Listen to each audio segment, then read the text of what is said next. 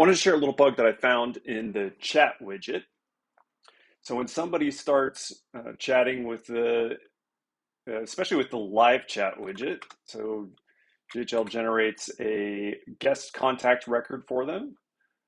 There we go. But if I have a workflow that has set their name, and if only the first name is set, save that.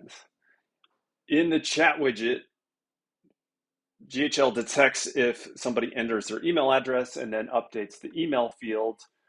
But the bug is it also updates the name field if last name is not set. So I'll show you what I mean here. So put that in, and there's no workflows or anything running in the background.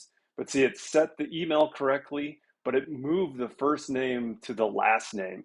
And this happens 100% of the time if last name is empty.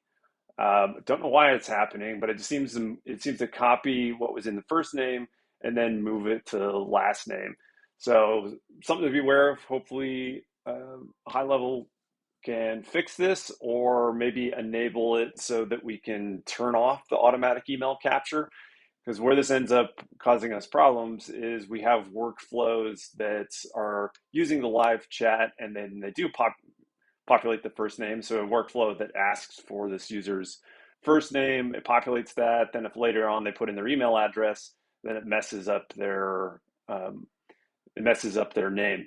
If last name is set to anything, so if this was set to and guest, then when they entered in their email in the live chat, then it's not going to mess up the name field. So only seems to be an issue when last name is blank.